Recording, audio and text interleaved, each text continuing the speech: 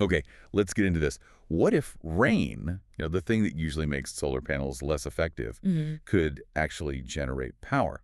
Today, we're doing a deep dive into rain-powered solar in Birmingham, looking at the climate and policy angles based on your research. We'll explore this cool tech and maybe more importantly, why we aren't seeing it everywhere. It's a really interesting idea, especially for a place like Birmingham, Alabama. The sources highlight its climate, 55 inches of rain a year, spread over maybe 120 days.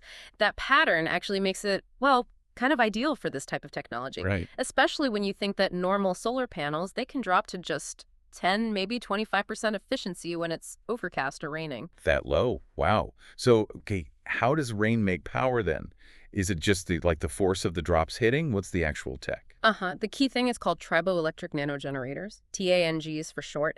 Basically, think of them as these clear, flexible layers bonded right onto the solar panels. Hmm. They capture the kinetic energy from the raindrops hitting them.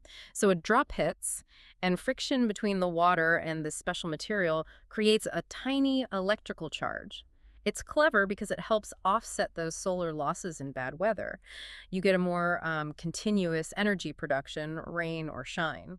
That sounds really promising. Yeah. So it's not just theory. These tank panels, they actually perform better in tests. What kind of boost are we talking about? Oh, absolutely. Experimental studies show these enhanced panels can generate up to, get this, 5 times more peak power when it's raining compared to standard panels. 5 times. Yeah, it really extends the window for harvesting energy. There are some neat innovations too, like Tsinghua University working on bridge array tanks for, larger scale stuff. And some scientists in China have developed these electron-enriched graphene coatings. 5 Cody. Right. They react with ions in the rainwater and apparently can produce 300 to 500 millivolts from just one raindrop. That kind of thing could stretch the energy harvesting time by another 30, maybe 40% each year. That's incredible. That's seriously impressive numbers. So, okay, here's the big question, though. If the tech is this good and Birmingham's climate is so suitable, why isn't this tech already changing the game there? What's stopping it? Ah, yes. That's where it gets, well, complicated, or maybe frustrating is the word. It really boils down to some significant regulatory and economic roadblocks. Take Alabama Power, for instance. The utility provider. Exactly. They have this $5 per kilowatt monthly fee just for having residential solar installed. $5 per kilowatt per month. Ouch. On top of the installation costs. On top of everything. Yeah. And then the rate they pay you back for excess energy you send to the grid, it's just $1.03 per kilowatt hour. 3 cents. But what do they charge customers? They charge customers around 0.13 per kilowatt hour, so they're buying your excess power back at like a 90% discount. Wow, okay, that sounds prohibitive. Is anyone challenging this? Well, there is a lawsuit about the fees, but the sources say we probably won't see a resolution before 2026 at the earliest, so for now, those are the rules. So can you walk us through what that actually means for a homeowner, like a real-world example? Sure. The research looked at a case study in Jefferson County. Imagine putting in a 10-kilowatt hybrid system, solar, plus these rain power tanks.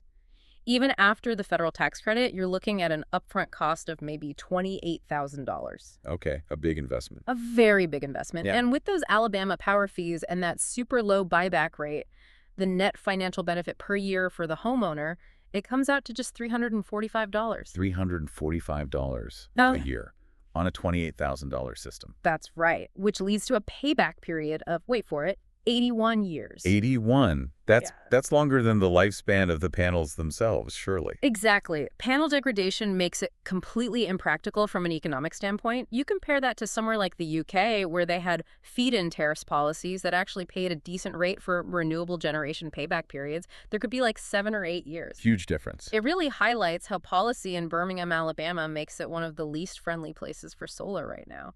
81 years. That just lays bare how policy can totally kill off promising tech. So what do the sources suggest? Any way forward? Yeah, the report does outline some strategies. First, policy advocacy, really pushing to get rid of those fees and get proper net metering where you get credited fairly for excess power. Makes sense? Second, maybe starting with pilot programs, using municipal buildings, perhaps tapping into federal grants to show this stuff works and build momentum. And third, looking into community solar co-ops. That could be a way for people to pool resources and maybe get around some of the individual fees. Right, so collective action. So wrapping this up, what does this all mean for you, the listener? This deep dive really shows something critical, doesn't it? We have this amazing rain-powered solar tech with real potential, such as places like Birmingham. Yeah. But these regulatory hurdles, these really punitive fees, they just make it economically impossible for most people right now. Yeah, it's a stark reminder that getting to sustainable energy isn't just about inventing cool new tech. It's also about tackling these entrenched utility practices and policies. It really demonstrates that friction between innovation and the existing systems, doesn't it? Absolutely. The technology's there, but the pathway isn't clear. Which leads to our final thought. What does Birmingham's situation tell us about the bigger picture for adopting renewables? And maybe more importantly, how do you think policies need to change, really fundamentally change, to actually welcome these kinds of potentially game-changing technologies instead of blocking them?